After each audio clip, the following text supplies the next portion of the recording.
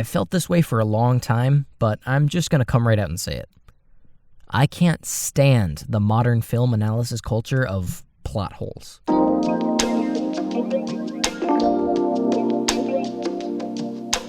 It sucks the joy out of what would otherwise be perfectly fine films, and 9 times out of 10, it's just someone on Reddit nitpicking for a few upvotes. Whew. That felt good to say. Now that that's out of my system, let's get into exactly what I mean by all this. Oxford Languages, or a quick Google search, defines a plot hole as an inconsistency in the narrative or character development of a book, film, television show, etc. Plot holes usually happen when a film fails to play by its own rules, overlooks a much simpler solution to a problem, or generally makes a leap in logic when it comes to the plot. On its own, this would be totally fine.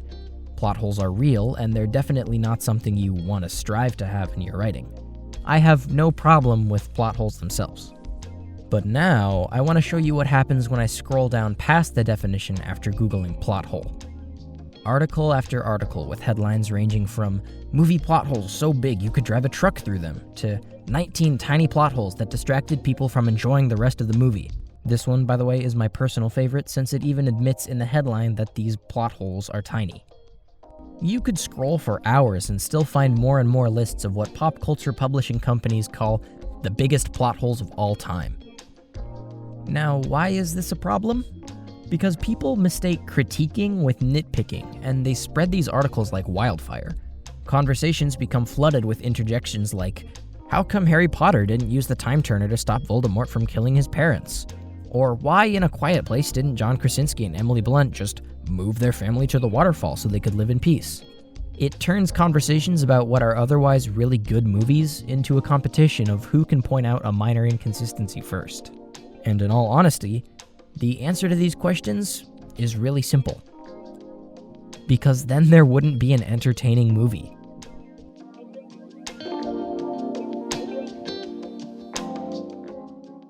Occam's razor famously suggests that the simple solution is almost always the best.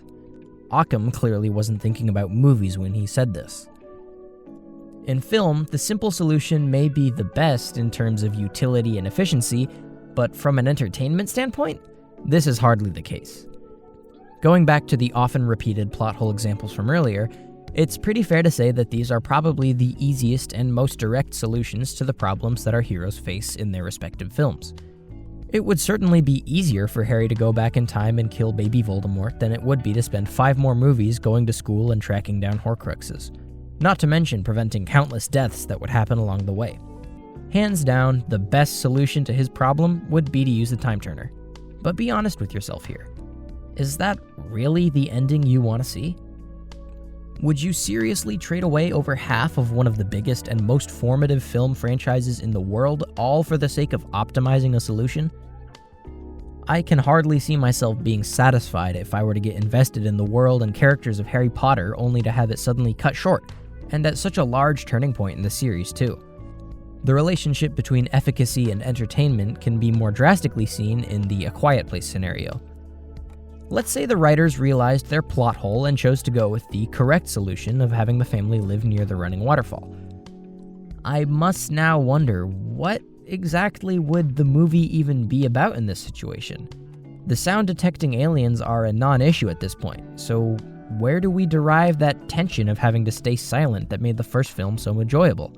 Sure, you may argue all you want that the family was stupid for not moving to the waterfall, but the situations brought about by this plot hole are a hell of a lot more entertaining than the alternative. Sometimes in the world of film, logic has to be sacrificed, or at least stretched past its reasonable limit, for the sake of delivering what really counts in a movie: entertainment. And if you don't have entertainment, a story per se, do you really have a movie? And another thing, it's not as if you're breaking any new grounds by finding a plot hole, or, and this scenario is much more common than the former, regurgitating plot holes you saw in the latest BuzzFeed article. In fact, directors know most of the time that plot holes exist. When asked why Boo's parents don't care about her absence in Monsters, Inc., legendary Pixar director Pete Docter responded by saying that they asked themselves the same question and ultimately came to the conclusion that nobody cares. Nothing is gained from pointing out a plot hole.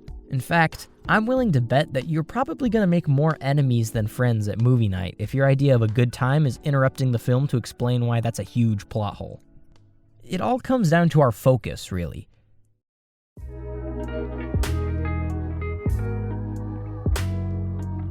By choosing to focus all of our energy on pointing out the tiny negative aspects of every movie we come across, we wind up robbing ourselves of what would otherwise be very positive and enjoyable experiences. Let's look at one of my all-time favorite films, Guillermo del Toro's Pacific Rim.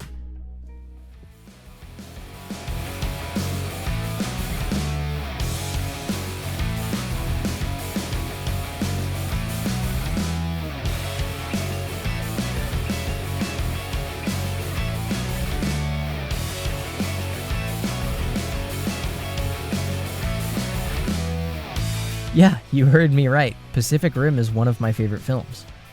But not in the same way that Children of Men is. I made a 20-minute video picking apart every little tiny bit of subtext that connects Children of Men to the Bible. You think I could pull something off like that with Pacific Rim? Not in a million years. But that's not the point of Pacific Rim. I'll be the first to tell you that Pacific Rim doesn't have an airtight plot or Oscar-worthy acting.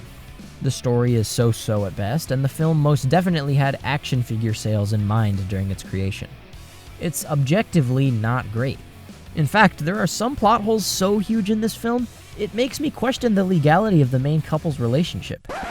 If you really sit down and think about the timeline presented in the film, there is no believable way that the main female love interest is any older than like 16 or 17, at best. But people get too caught up on all of this. And by doing so, they forget that Pacific Rim has some incredibly unique robot and kaiju designs, and use scientifically plausible strategies to power their robots. They forget that the film is a visual treat with bright color palettes and action pieces that make the earth shake. They forget that Pacific Rim essentially revitalized the monster movie industry in the West. I'm willing to argue that Pacific Rim walked so the current monsterverse of Kong and Godzilla could run. Pacific Rim gets a lot right, and it's most definitely an enjoyable watch for those who are fans of robots and monsters beating one another up. And when you take away the erudite film buff facade, who isn't? Look at Christopher Nolan's 2020 picture, Tenet. A film that's decidedly far too confusing for its own good. Pretty much anyone who's seen the film will tell you that the details of the plot are incomprehensible, including me. But what I'll also tell you is that I freaking loved Tenet.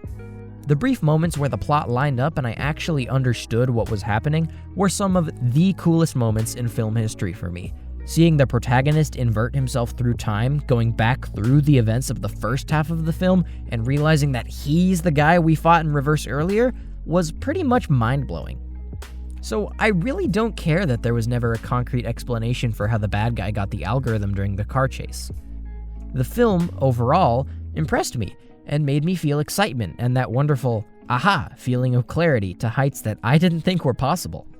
Someone shouldn't have to feel ashamed for liking a movie with plot holes, or for liking any movie that isn't featured on the American Film Institute's Top 100. They shouldn't have to feel like a phony film fan for preferring Chicken Little over Citizen Kane. And in the same vein, you shouldn't feel obligated to tell your buddy about all the plot holes in his favorite film, or why his favorite really ought not to be when there are so many more refined options out there. In my opinion, there's a life cycle for every movie fan. A sort of metamorphosis that takes place. Or at least there was for me. Maybe it goes something like this. You start out as a casual fan, enjoying movies because they entertain you. You like going out to the movies with your friends, and you host a movie night every once in a while for some casual viewing. Then one day, your oh-so-intelligent buddy points out why your favorite movie actually sucks because of plot holes X, Y, and Z. You're inclined to agree with him, and this sets you down the path of analyzing films. Maybe you discover the channel Cinema Sins, binge a couple video essays, and before you know it, you're a plot hole finding wizard. You start to realize something. You haven't actually enjoyed a film in a really long time. Sure, you've appreciated some classics and picked apart all the nuances and subtexts that make them tick, but when was the last time you jumped out of your seat? The last time you felt that childlike sense of joy or got so sucked into a film that you forgot to analyze the cinematography or the screenwriting? You watch an old favorite, and the memories come flooding back. You realize that it doesn't really matter if the plot lines up 100%. The movie made you feel good. It left you satiated, and that's what really counts. It reminds me of the transition in art from realism to impressionism and beyond.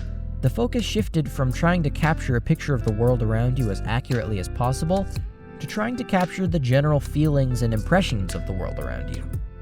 We can get caught up all we want in the semantics of whether or not a movie plot followed the made-up rules for the made-up story, but in my opinion, it's much more crucial for a piece of art like a film to impart a theme, a message, or most important, a feeling.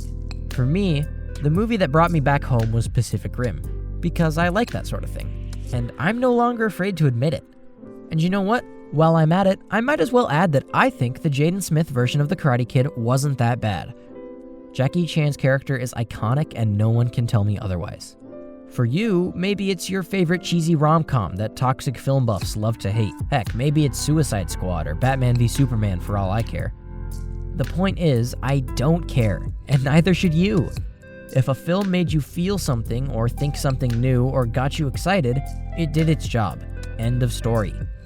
What matters here is that we, as members of the film community, realize that when we spend more time talking about everything wrong with movies instead of everything right about them, we're definitely doing something very wrong.